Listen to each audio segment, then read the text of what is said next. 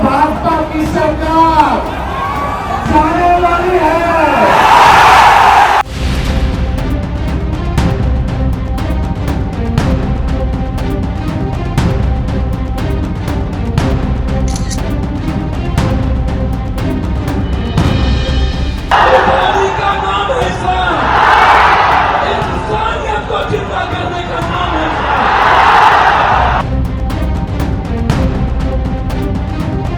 India alliance को पता है कि दूर दूर तक उनकी जीत इस बार संभव नहीं। नमस्कार, आप सभी का बहुत बहुत स्वागत है। मैं हूं अमित सिंह और आप देख रहे हैं प्राइम न्यूज का डिजिटल प्लेटफॉर्म। बाहुबली बिहार चुनाव है सरकार।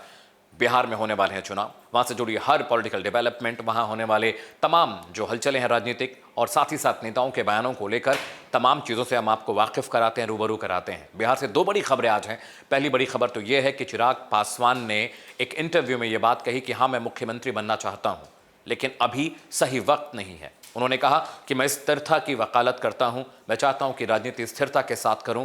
इस साल मैं चुनाव भले नहीं लड़ रहा हूं, लेकिन अगली मर्तबा मैं बिहार के लिए चुनाव लड़ूंगा, क्योंकि मेरे लिए बिहार फर्स्ट और बिहारी फर्स्ट हैं। लेकिन बड़ी बात यह भी है कि कहीं ना कहीं जिन सीटों पर 29 सीटों पर चिराग पासवान फाइट कर रहे हैं, उसमें से ज्यादातर वो सीटें हैं जिन सीटों पर जेडीयू और बीजेपी को हार मिली थी। यानी बीजेपी और जेडीयू ने वही सीटें चिराग पासवान के खाते हिस्से में दी है जहां पर बहुत कम इम्कान अंदाजा इस बात का था कि बीजेपी या जेडीयू के जो कैंडिडेट है वहां से सीटें जीत कर आएंगे। एक बात और भी है, अगर आप 29 सीटों पर लड़ते हैं तो जरूरी नहीं कि आप 29 की 29 सीटें जीत जाएं। ऐसे में आप डिप्टी सीएम के पद के लिए फाइट नहीं कर सकते। आपको याद होगा कुछ दिनों पहले सिवान में एक रैली के दौरान चिराग पासवान ने कहा था कि हम चाहते हैं कि हमारी पार्टी में डिप्टी सीएम का एक पद हमारे कैंडिडेट को मिले, हमारे पार्टी से किसी एक पॉलिटिकल पर्सन को मिले। लेकिन वो भी तभी पॉसिबल है जब 243 विधानसभा सीटों वाले विधानसभा चुनाव के दौरान एक आप मेजर सीटें जीत कर आए। तो चिराग पासवान इस बात से खुश हैं कि उनकी जो सीटों की संख्या जरूर बढ़ गई है, लेकिन गले के पास ये बात बनी हुई है कि उन सीटों पर कैंडिडेट उतार कर उन्हें जिताना बहुत मुश्किल काम है। हालांकि SC ST OBC सीटों वाला वो इलाका है और वहां पर बहुत बड़े पैमाने पर मुस्लिम वोटर्स भी हैं। ऐसे में ये बात देखने वाली होगी कि चिराग पासवान ने डिप्टी सीएम के पद के लिए भी कहा था। अब वो ये कह रहे हैं कि हाँ, वो चाहते हैं कि वो बिहार के मुख्यमंत्री बने, लेकिन ये बात भी वो इसमें जोड़ रहे हैं कि हाँ, पॉसिबल नहीं है, क्योंकि हम लोग नीतीश कुमार के नेतृत्व में बिहार का चुनाव लड़ रहे हैं और वही हमारा सीएम फेस है। आपको याद होगा अमित शाह ने 2 दिन पहले एक बयान दिया था। उन्होंने कहा था कि बिहार का अगला मुख्यमंत्री कौन होगा, अगर एनडीए सत्ता में आती है तो विधायक दल के नेता ये तय करेंगे और विधायकों की संख्या के हिसाब से ये कैलकुलेशन की जाएगी। लेकिन एक खबर और भी आई है बिहार से। आपको याद होगा तेजस्वी यादव ने एक प्रेस कॉन्फ्रेंस में कहा था कि अगर उनकी सरकार बनती है तो हम हर घर में एक सरकारी मुलाजिम, एक नौकरी देंगे हर एक शख्स को, यानी हर घर में एक सरकारी मुलाजिम होगा। इस बात पर सम्राट चौधरी, जो कि डिप्टी सीएम है बिहार के, उन्होंने तंज कसते हुए कहा है कि ये लोग सिर्फ बातें करते हैं। 15 साल तक पूरे बिहार को बर्बाद किया और अब नौकरी देने की बात कर रहे हैं।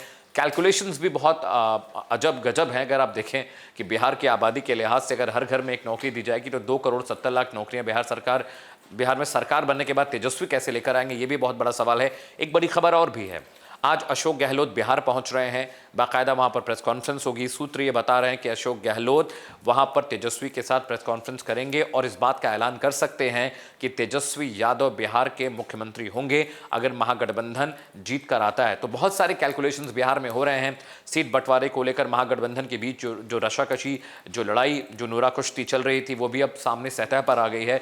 ना तो कांग्रेस ने जेडी के हिसाब से सीट बंटवारा किया, ना तो आरजेडी ने कांग्रेस का लिहाज किया, और ना ही और जेएमएम जो झारखंड मुक्ति मोर्चा एक पार्टी थी, उसने वहां पर अपने आप को विड्रॉ कर लिया है। They are not fighting in Bihar. इसके अलावा जो लेफ्ट पार्टीज थी, लेफ्ट पार्टीज ने भी जो सीटों का बंटवारा किया, जो सिलेक्शन सीटों का किया, उसमें भी देख के नहीं लगता कि आपस में कोई बातचीट हुई है। करीब 12 से 14 सीटें ऐसी हैं जहां पर कांग्रेस और आरजेडी के कैंडिडेट आमने सामने। हालांकि बिहार में जो कांग्रेस के नेता वो कह रहे हैं कि इट्स अ फ्रेंडली फाइट, लेकिन समझने वाली बात यह है कि कैसी फ्रेंडली फाइट है कि दोस्त दोस्त को ही हराने की कोशिश करेगा। बिहार को लेकर लगातार हम अपडेट आप तक पहुंचा रहे हैं। हम एक खास सीरीज भी कर रहे हैं अपने डिजिटल प्लेटफॉर्म पर, जिसका नाम है बाहुबली बिहार चुनाव है सरकार।